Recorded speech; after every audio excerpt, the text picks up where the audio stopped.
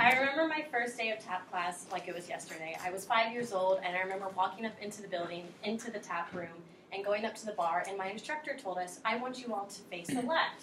And being 5 years old, I got my lefts and my rights mixed up, so naturally I turned to the right side, and that was probably the biggest mistake of my entire dance career. She was livid. She ran up to me, proceeded to yell in my face, and I froze in terror, and naturally ran out of the room and cried, and that was my last day of tap class. But luckily, my tap career didn't end there.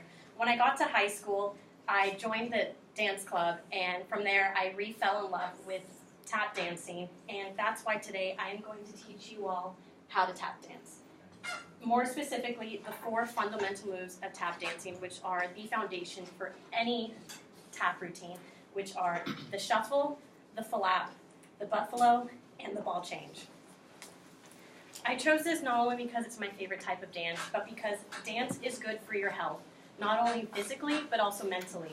In fact, according to a CNN article written this year, Rob Jimminson stated that dancing and remembering dance sequences improves your memory. And it's reinforced by a study that is published in the Frontiers in Aging Neuroscience website. Dr. Brinska stated that dancing combats the deterioration of cognitive functions. Now let's get back to the 4 moves. If everyone can please stand, I'm going to teach you all the shuffle. Now, a good thing to remember when learning tap is that every move has sounds. Now, a shuffle has 2 motions, 2 sounds, and all you're going to do is brush the ball of your foot forward and back, just like that. See? You probably did that once or twice and you didn't even realize you were tap dancing.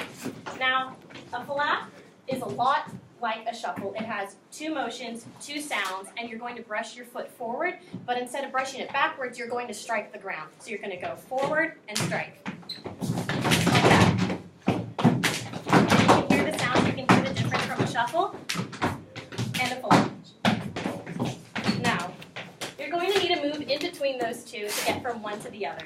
That's where the ball change comes in. Now, ball change is exactly as it sounds. You're literally just going to move from one ball of your foot to the other. And you can do that forward. You can do that sideways. You can do it like this, if you want to get fancy. Now, the last one that I want to show you is my personal favorite, and probably the hardest out of the 4, is the buffalo. Now, you're going to start with 1 foot forward, bent like this, like a triangle, and you're going to hop to this foot, shuffle the other, and go back to starting position. Just like that. Now, I know these moves may seem basic, but with practice, a change in tempo, and a little bit of creativity, you can create the most intricate looking dance moves that there are.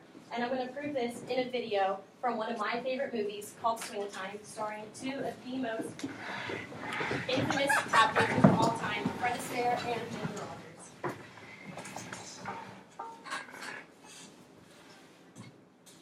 Is there no sound?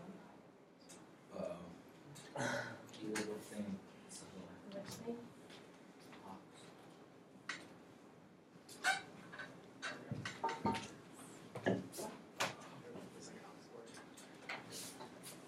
It's HDMI carries it. Is it? It's the gray box.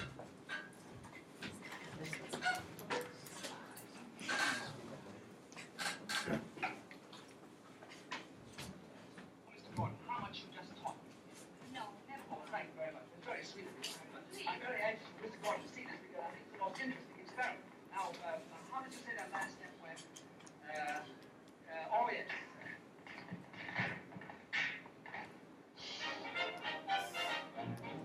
So we went right through.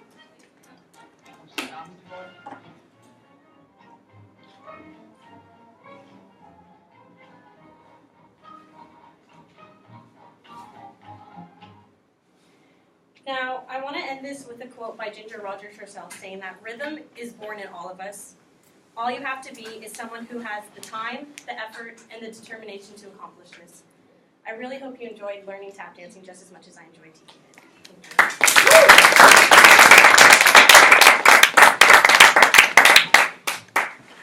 Okay, Danielle. I thought it went okay.